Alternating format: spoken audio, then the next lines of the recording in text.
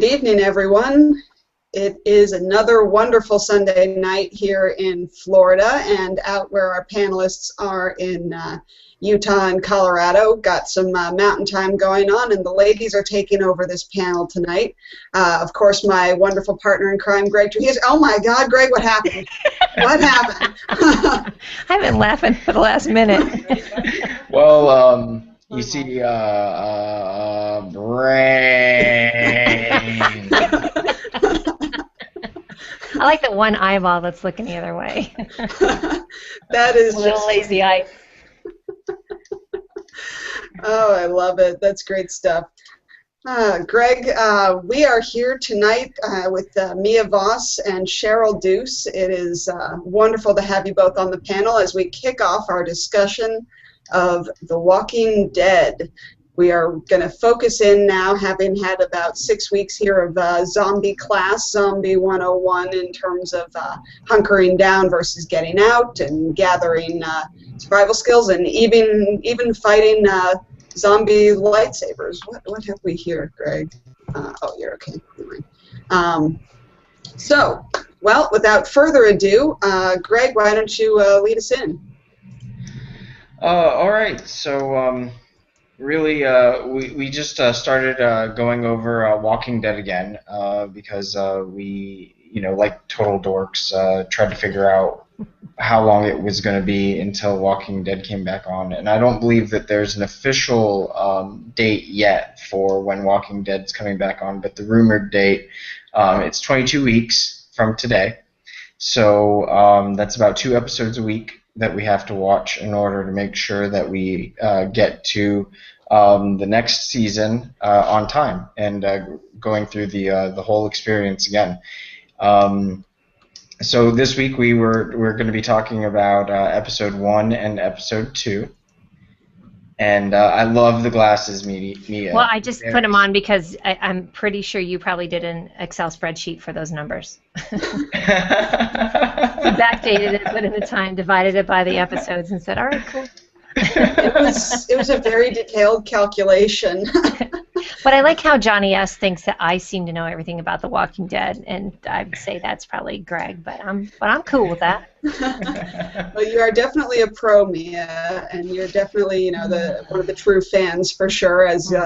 As someone who, you've stumbled upon this show when we were on our first episode, just because it was right after The Walking Dead ended, and we were all having like hardcore panic attacks or really hard time, but nobody had said anything. Attacks, yeah, it was so rough. And then Sherrill, of course, found us, and she's newly bitten. Total newbie. She's newly bitten, seriously. Found you, more like hunted you down like the dog you are. Well, that is true, admittedly. We like to introduce people to our general nerding out, and you are all too ready to dive in and learn to love The Walking Dead, right? Yep. In fact, we might make Mark Vang a fan. He came in earlier saying, I don't really get into these types of shows. And I said, me neither. And but I said, it's on Netflix, jump on in. So he might even jump on in. Right on. Oh, yeah.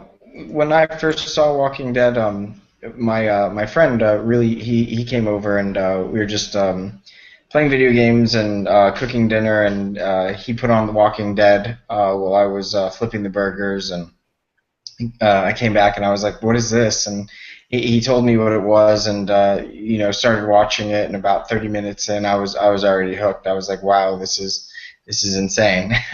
I love everybody's pinnacle moment. Like, remember when you got hooked on The Walking Dead, right?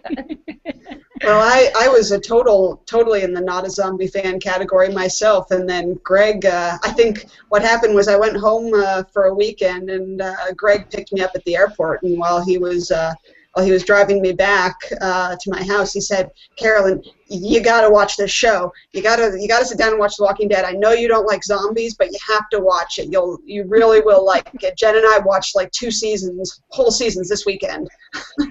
And I was like, well, okay. I'll give you the benefit of the doubt.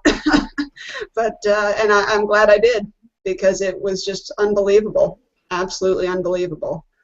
I think that's the way to take it in, is to, because I did the same thing. I watched one or two. You guys have heard me tell the story, and then, well, it was the one where, I think it's the first one where they killed the horse, and I was like, son of a, and I got so upset that I was like, dude, I can't do this. Like, all bets are off. And in every movie, there's that rule: they don't kill the animal. Clearly, didn't apply here. Oh. And I was off it for a while, and then I came back, and then didn't have cable for a summer. I decided to just do everything Netflix or Amazon or Hulu, and boy, was it awesome! There's nothing better than watching it and not having to wait for the next week. The summer of the binge watch, eh? Oh, the summer of the binge watch. Amen, Sister Christian. That's how it rolled. So that's the way to do it, for sure. And I've been out on ever since. I need to give a shout out to my girl, Dina Trees, who hopefully is in the audience. She's a friend of mine and Greg's from Champaign. And if you can describe anybody who is ate up like crazy about zombies, it'd be my girl Dina Trees, who's also read the graphic novels, who's been to a lot of the conferences. Girlfriend is hardcore nerd, so hopefully she'll comment. Because she's a big leader in our Facebook group, too. Mm-hmm. We ought to get her on this panel sometime. Yeah. Definitely. Yes. Yeah, I was kind of hoping she would, but yeah, she'll come on. She was on our recap show midsummer last year. I kind of had the same idea, but not as cool, to do a show for people who were having a hard time. Like people going into rehab. Experiencing that emotional crisis point. Yes. Yes, ma'am. Well, let's dive into some of the core themes of those first moments of The Walking Dead. We remember that horse moment was definitely kind of a defining. Okay, they're not going to pull punches on this one. They ain't playing. They started that off at the very beginning, though, with the little girl. Oh my gosh! Yeah, nice call. The little girl in the bunny slippers. Yeah, just from the get-go, it was like they punched you. That was a bitch punch. Yeah. Mm-hmm. It absolutely was. Yeah, it was right away. Total sucker punch. I like having Cheryl on because she's going to bring in the new perspective of like right here, like, oh yeah.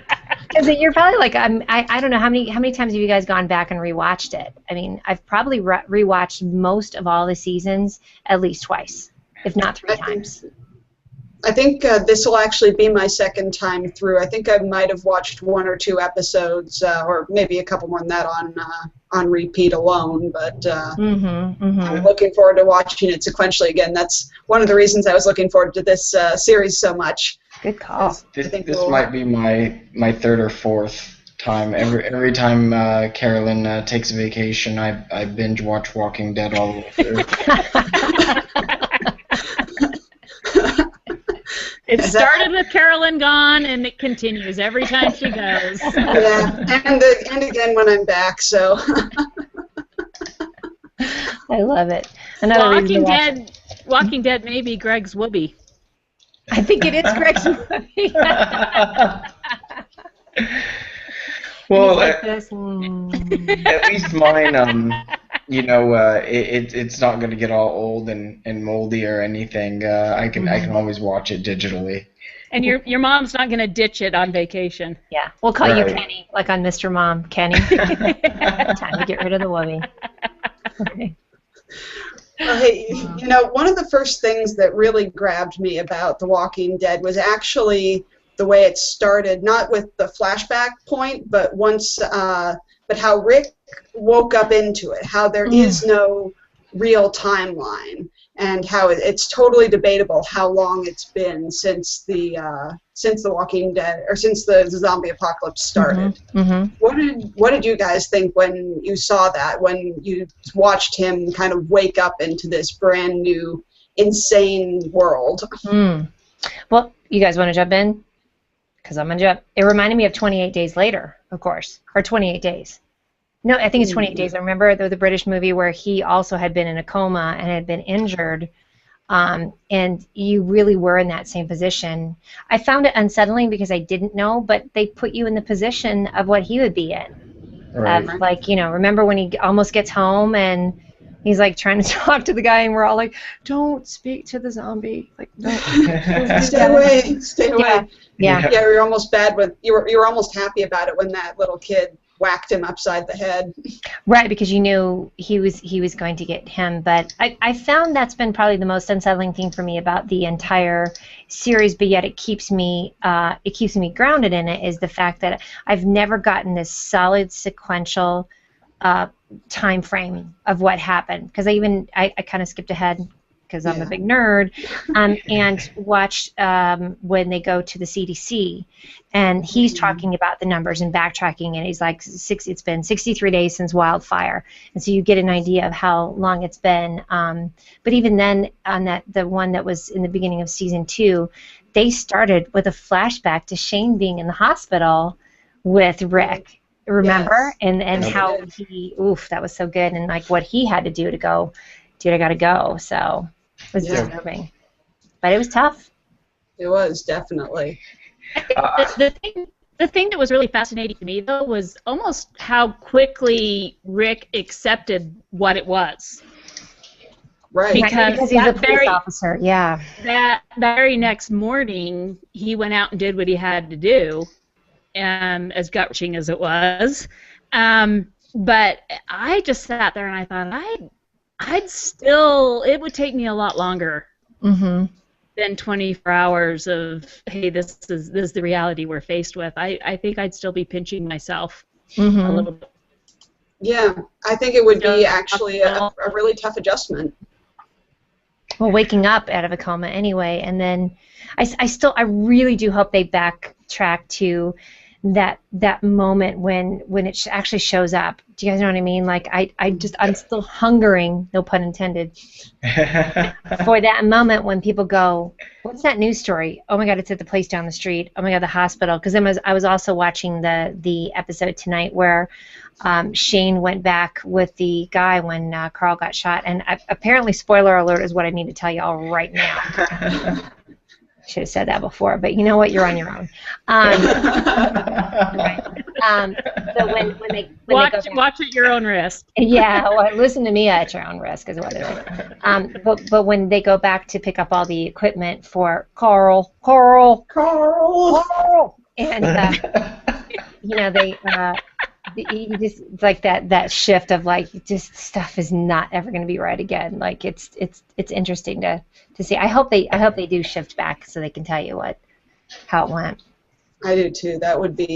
It'd be nice to see that, especially after all this time of kind of the world since, which is definitely a crazy place on its own. What kind of wine are you drinking there? Zombie Chardonnay. Zombie Chardonnay. Very nice. Well, I was thinking about that scene where they were all drinking wine and getting all loaded at the CDC. I thought that was a good idea. I don't know about you, but I thought that was definitely the wine was there. The doors were locked. I mean, yeah, they had hot water for showers. It was definitely Cheryl left idea. Because of the spoiler alerts, I think. I don't want to listen to you people anymore. I did. Oh, and she's like, okay, they're done talking. Here you go. Greg, will you make the lower third for me for zombies, by the way? So if I come on again, I'll have a cool. Yeah, I need to make a zombie lower third as well. I'm actually using using the Star Wars one too. Yeah, the one that Dustin Stout made. I just put my Twitter at the top of it. That's the only difference. I think we actually should just keep it. Yeah, I might keep it. Forget it. Right. It's awesomeness. Yeah, I really like them. They're great. I was really excited when I saw those. Nice gift from Dustin Stout, who, if he showed up, he would discover that he's getting shout-outs all over the place. He is. I tagged him as well, so maybe someone just needs to say it one more time, and then we'll have the Beetlejuice effect, right? Can I give a couple shout-outs real quick? Most definitely. So again, to Kristen and Johnny, that's why I was late, because I was chit-chatting, ranting with Kristen. Of course, Dennis is in the audience. Sarah is here. Sarah Lamoth. Yay! Yay! We got a couple of our faves here. Nicole Dupree. And yes, hopefully Dustin will show up and know that we're talking about him, right? I love when all our friends show up to talk zombies. It's so much fun. Mm-hmm. So what do you think it would be like to kind of have the zombie apocalypse erupt around you while you're conscious? So, like, what would the experience have been like for Lori?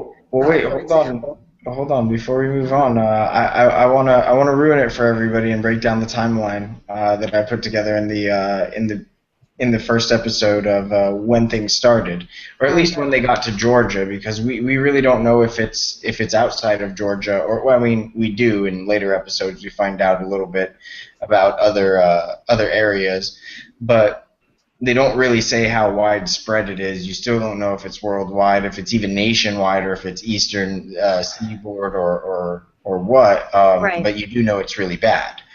Right. So now, how long did it take to get to Georgia? Well, whenever it got to Georgia, Rick had to have been in the hospital for at least a short period of time before it actually reached his location.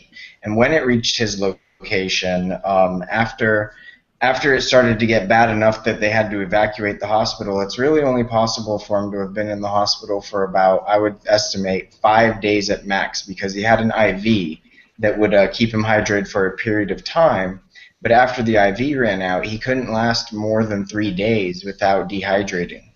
So he would have had to have woken up before 3 days. So it's been less than a week that Lori would have evacuated the house and been gone with Shane.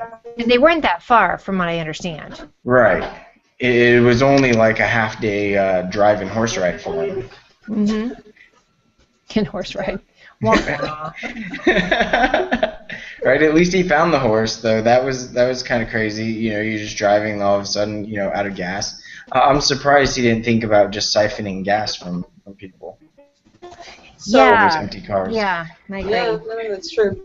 So with this, we're talking about a really fast onset of zombie apocalypse, at least locally. Some kind of really, you know, fast-acting virus or fast-acting, you know, probably fast-acting virus, I would assume, and then probably followed by attacks, like you would see in another of the zombie movies, like World War Z or Dawn of the Dead, something like that. Probably Dawn of the Dead, honestly. Yeah, this one's slower because, again, I was watching the TS-19 tonight, Nice. which is the last CDC, one at the CDC, and he speaks about that because it is kind of interesting. I still feel like there's definitely some gaffes in production because, again, there's moments where they'll come up and then it's dead silent, and then until the camera pans on that zombie, you hear that. I'm like, was he muted before that? Like, how did you not hear that guy? You know, I get aggro with that just because it seems not in line. But they talk about that there's a certain period of time, and it's anywhere from 3 minutes to 7 hours that it takes for them to reanimate. So I think there's probably just the element of just not knowing, like when they shoot everybody in the barn, and then she comes up to the stepmom, and stepmom gets all cray-cray on her too. So I think it's just a lack of it. Because look how educated they were at the farm. And that had been long into it, right? Yeah, it was. They knew their stuff. They really, really knew their stuff well at that point. Mm-hmm. Well, the team on the road did. The folks at the farm were like, doo-doo-doo, I'm just trying to hang out and open the doors. It's all good, Yeah, it's like, welcome to the farm, friends. Yep. We're just going to put them in the barn. That's cool. That's cool. And they were rotting. How did you really think you were going to come back from that? Right. That's the biggest thing. I mean, they're obviously dead. They're obviously dead. Anybody that thinks that they're coming back, like, you're delusional. Mm-hmm. Well, that does get into the question. Yeah. How long has the desire, though, to bring things back from the dead existed? I mean, clear back to Frankenstein, and you know what I mean. They don't care how mutilated you are. It's true. We. Did we lose her? Did you lose me? No, you're. Yeah, we're all here. No, I agree Zombies with that attack. as well. I mean, the most likely scenario of a real zombie apocalypse would be military application. how awesome would an army be that you send, and after they get killed, they rise up and still attack again? That would be amazing. If you can control them, like Michonne did. Right. Right. But it's interesting. You do see sort of a thread throughout the series because the first people, it appears, that kind of lose their minds are the military, because Shane goes back into the hospital to save Rick, and that's the first thing that he notices is all the military shooting people. Remember that? And then he's like, "Sure, okay, this isn't going to be good," because they've and that's when he borrows, which I thought was very smart. He bars the door to Rick's room with the gurney. Yeah, so that they wouldn't think to try to push against it or anything like that. Yeah, that was just brilliant, really. It was perfect. Yeah. And it does, so all of this does kind of beg the question. A lot of your survival capacity has to do with how quickly you recognize and accept the truth, like Sherrill was talking about earlier. That these really are dead, that you should not, as Ammon reminds us, that the folks at the farm, Herschel's folks, he put them in the barn and he fed them, regularly. So I filed that under aesthetic, right? So it does definitely, you have to accept it and recognize what's really going on. Rick's gift was that he recognized that quickly, but how fast do you think that you guys would recognize the truth of the situation? Personally, I'm ready to throw down any second. I'm not kidding you. I kind of worry about myself that I'll be walking the dog and I'm always like, "Ooh, good house, good sound." No, not good house. Good. Assessing your options. I do all the time, and I think that what Mike Alton responded when I posted it today about the Pentagon putting out the anti-zombie or the zombie plan, and I think honestly we were talking about this. I think they're just capitalizing on this kind of fear and hysteria that we have to say we'll be prepared anyway. I mean, Greg, you guys bring it up all the time with being in Florida. Oh yeah. I kind of am. How about you guys? I talk a big game, and then I'll be crying in the corner second myself with my whoopee. That's my bottle of wine. About myself too. Yeah, that's what I would assume. Carolyn, about you and I are going to be up on some crazy ledge, like we can't get down. I'll be handing you the wine, like, babe, just keep drinking. It's all good. Just survey the view and pass the wine. Cheers. Mm-hmm. Yeah, clinkies. Hold, please. Clinkies, please. Yes, darling. How about you, Sherrill? You think you'd be ready to throw down? Well, I know the minute it hits, I'm getting called into work. So. Oh, Mama's gonna know before the rest of us. I'll give you all a heads up. I've been called in. Hunker down. Yeah. Right. Whoop whoop whoop. Well, Sherrill, you shared that, I think it was either you or Laura Williams shared an article to me earlier that was actually a map of the U.S. The worst place to be. Yes. Whoa. Share that now. Share that. Yes. I will find that please. sometime probably right after the show and share it. I'll put the link in the comments right now. Oh, good. Thank you. Yes. Thank you. Perfect. So it consisted of most of the east of the Mississippi area.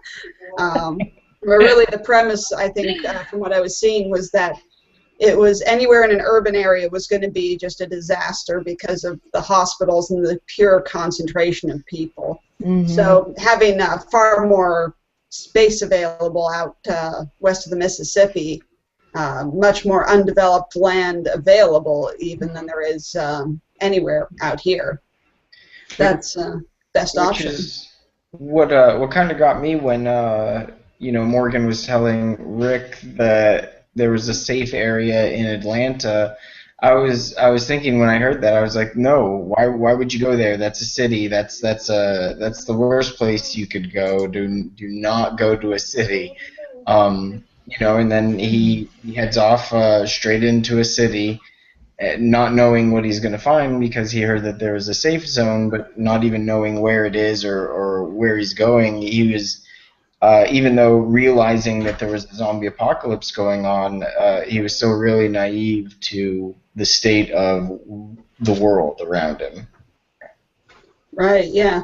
I think The thought that there could be a safe zone in that kind of zombie apocalypse, I mean, it's hope more than anything else, but I don't think it's rational hope at that point, really. I mean, as little as can know about zombies when it first happens, I think you'd figure out pretty fast that in large numbers it's a mess.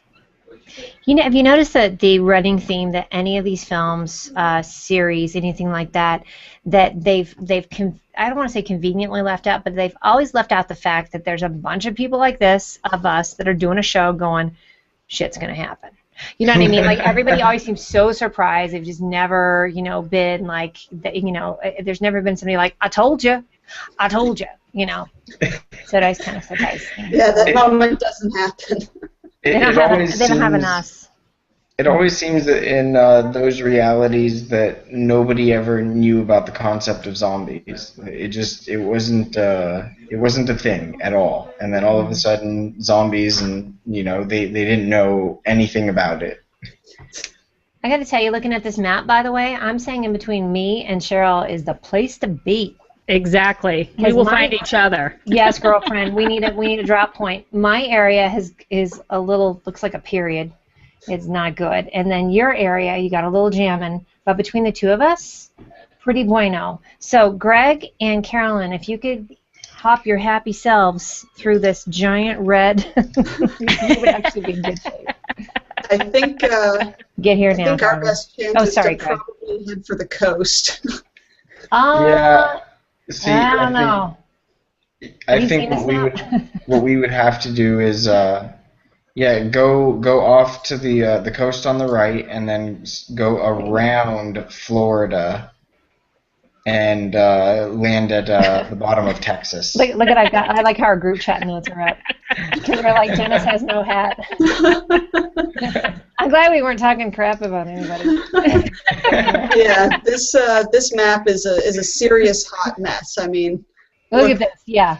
That's for those of us who are out east, especially in anywhere except apparently northern New York and Maine. Well, and my folks in New Hampshire will probably be okay. Yeah, and we should go definitely Craig Byfield. He's got a place to jam up there. We should definitely hit that hardcore. Hey, Craig. Right? I'm hoping to meet Craig next time I go home to visit my folks. Oh God, I hope so. Here's what I'm seeing. I'd say hop a little tanker over on the west side of Florida, and just sail your happy ass right on up to the little panhandle of Texas, or like that part of Texas. That's my plan for you. How do you? Yep. I think that's our best route out. Mm-hmm. Mm-hmm. It's either that or head straight up east to Nova Scotia. Yeah, if you could find a boat in between those two red dots there and just take your happy self, Nova Scotia might be the way to be. We'll meet you there. That'd be a great place for the summertime. Yes, Nova Scotia is a great place to be in the summertime. Not so much most of the rest of the year. Yeah, not so much. A small window. Yes. I love this question that you had about trust, by the way, because I was thinking a lot about that today with Shane and different people. I think that would be a really tough one. It is, yeah. I think so too. That kind of psychological barrier to I don't know if you have the potential to become a zombie, especially if it looks like they're injured at all. Like Morgan, when he and Rick first met, he saw the place where Rick had the gunshot wound, and quite rightly wondered if he'd been bit. Right. And so, you have that first barrier to obstacle. Are you all human? Which means, by the way, he knew at that point, probably because of his wife, that was a point.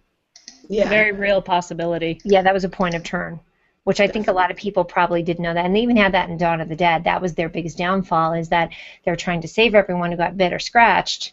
And then that's when, just everything turns, is when they don't realize it. And I think that's always been that tipping point.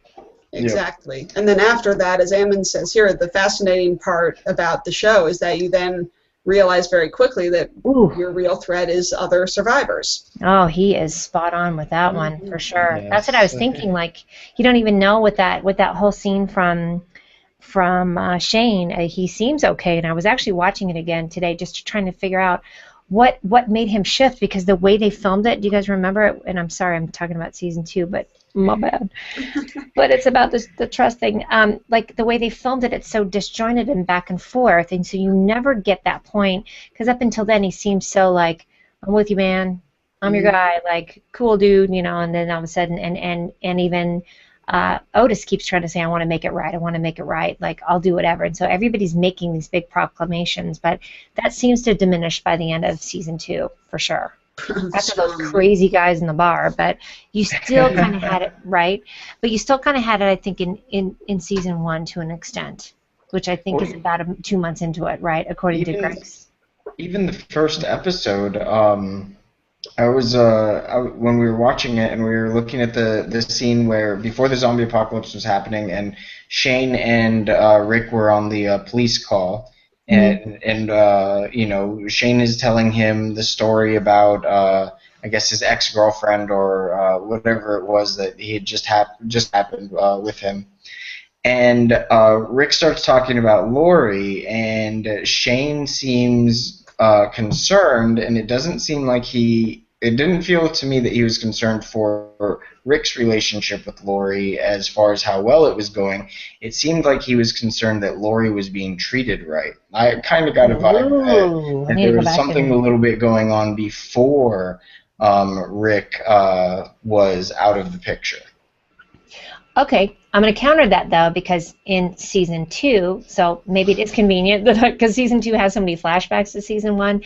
There's the scene, that same one where he is trying to save Rick in the hospital. It's that scene where they're all in the playground and Lori and Shane have to go tell Coral that Rick has been shot. Coral. It's almost like CRL. That Rick has been shot, and I was literally watching to see if there was anything, just for that reason, Greg, and I didn't really see anything then, so I still found that to be a pretty quick transition in the first season. I'm like, you're banging that guy a month in? Like, what's going on here? Right, it was like pretty quick. I said banging, that's right.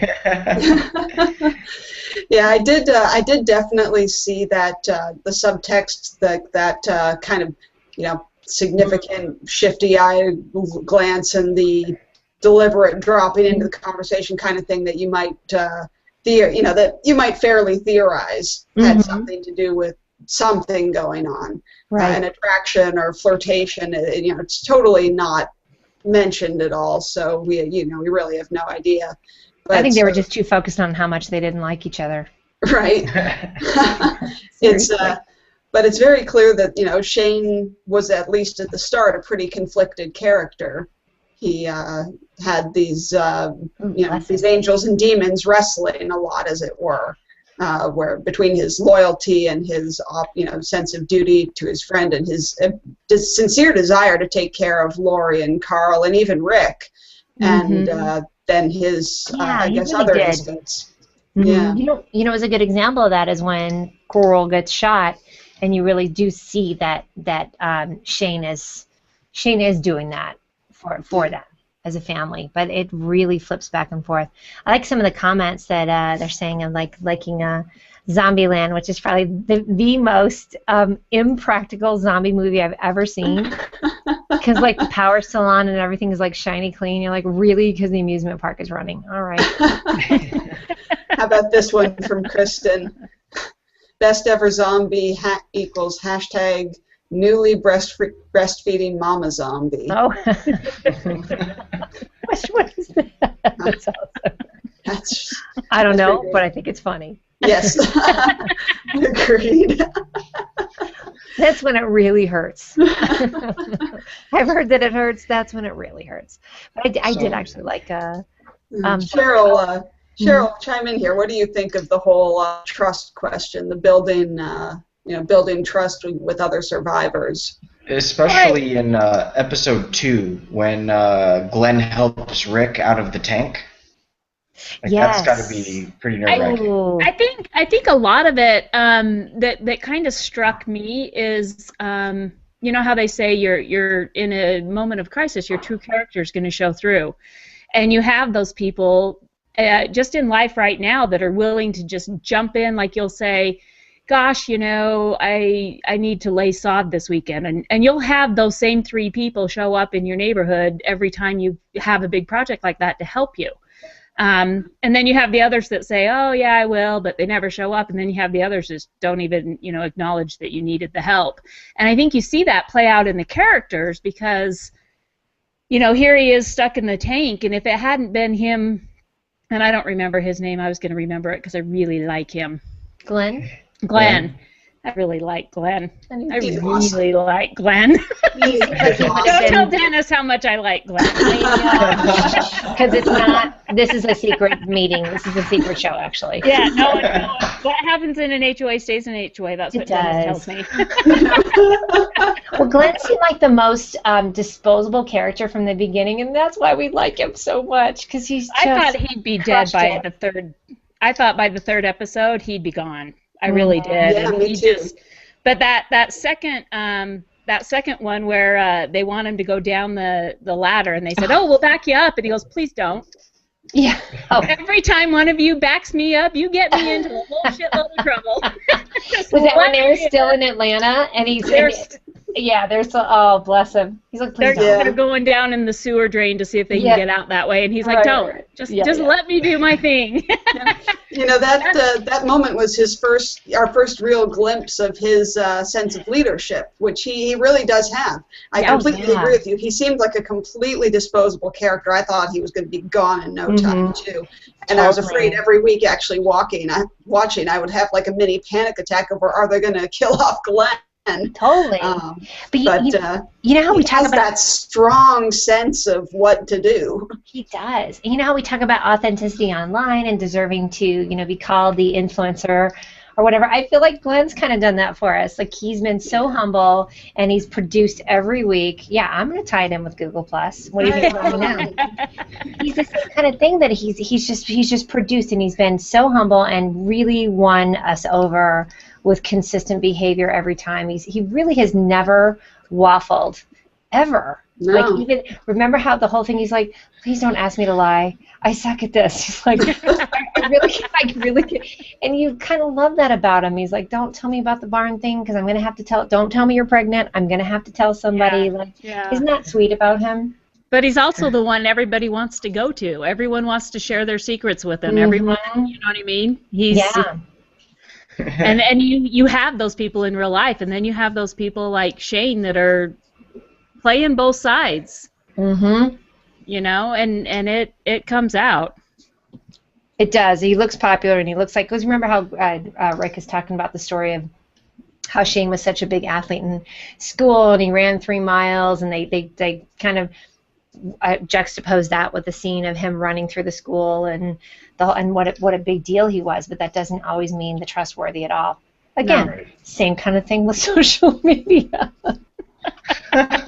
Just because you look good doesn't mean you're trustworthy. Oh man, like you get those follows, and I've been getting more of them recently. Half-naked girls with weird names following me, and it's really funny because it has the weird name, and then it says has added you to his circles with the half-naked girl picture. What is that?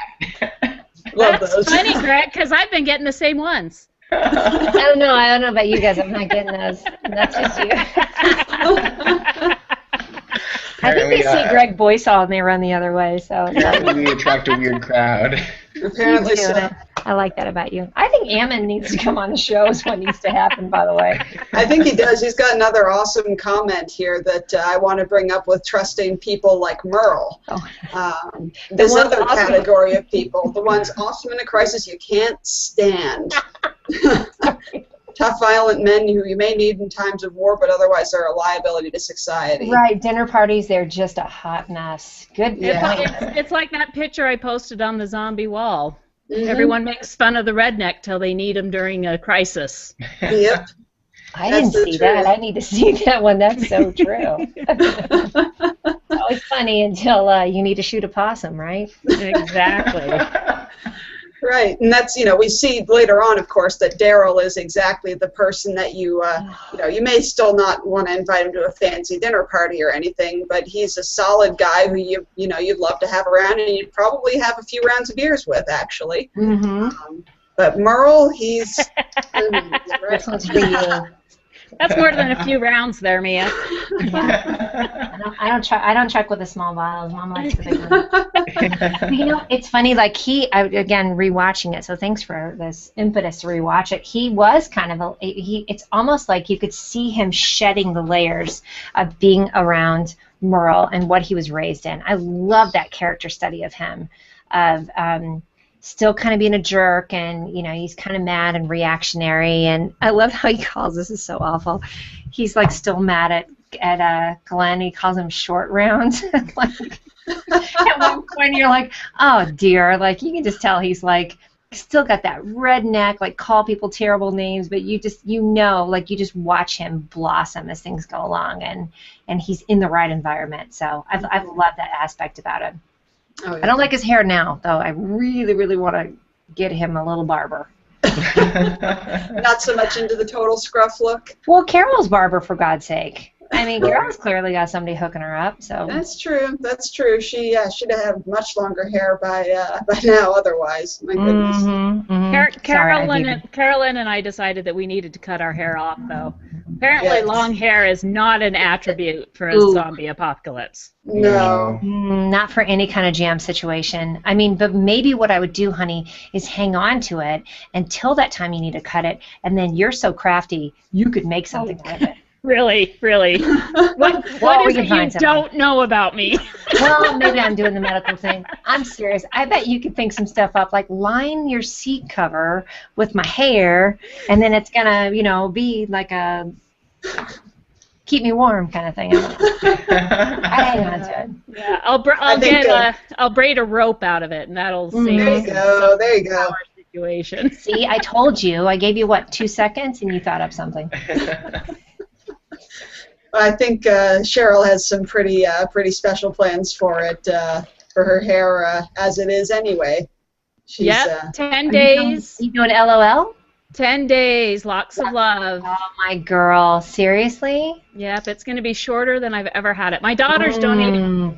My daughter's done it 3 times, and her hair is already down to her waist again, so I thought I had... And Dennis has donated. You've seen the pictures. Well, Dennis donated his, what do you call it, his mullet. Somebody was so excited to get, like, really crazy, curly, awesome hair, and they were like, sweet, right? I can pretty much do this with my feet. I have hobbit feet. There's, like, hair everywhere. It's insane. It's insane. I need to have you on the show and say what's on your feet, and then I'll just bust out your hobbit feet. I'm self-conscious when I go to the beach because I look like a centaur. It's furry. There's no hair on the upper half, but like all the lower half, it's like nuts. I'm like a woolly bear. And we're done. Drops the mic, walks away. I don't know. From zombies to hobbits, folks. This is going to completely actually change the show. We're going to drop the whole zombie theme and start switching over to Lord of the Rings. I have to say, we're just going to have to segue into the fact that when we do the high heel dance off, somebody's going to have to be wearing some strappy ass sandals because I need to see the full effect. And shorts. And shorts. I'm thinking shorts if it's from the waist down. Mm-hmm. That's fascinating. I can't wait to see that. I'm excited. You got yourself into, Greg. Oh, I love delay because Dennis just heard and he is dying.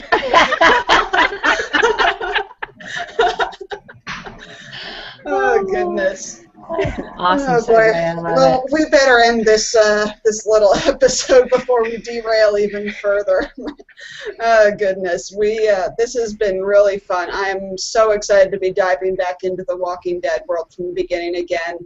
I hope more folks from the audience will join us for future panels as well to help round out their conversation. I definitely want some new folks on the panel whenever we can get them. Sherrill and Mia, of course, you guys are welcome back anytime too. Thank Got to you, get Carolyn. our zombie defense team together. Mhm. That's right. Can I just comment that I was just corrected? It was a bob, not a mullet from Dick. And I truly apologize for that gaffe, that hair gaffe that I just made. That's a bob, not a mullet. Yeah. Bob's like, it was a what? Don't link me to that. Yeah, I want to be lumped in with that BS. Thanks for having us on, darling. I really appreciate it. Thank you so much. I want to tell all the newbies out there that haven't watched it, go ahead and watch it. Get past that first little quiver in your stomach and get your zombie on, because it was so much more than that. Definitely worth it. It is so much more than just a clicky. Like I said to Mark Vang in the comments, I do not do popularity. I don't watch a show just because everyone says it's cool, and this one I don't was either. fun. And when I do get into it, woo! I'm down for it. I did 3 seasons in 2 weeks, Mia. I know. Hashtag nerd out. Hashtag zombied out. Hashtag what was that? All right. And on that note, we are out of here. Have a great night, everyone. Can't wait to see you again next Sunday night. Take care. Bye. Bye.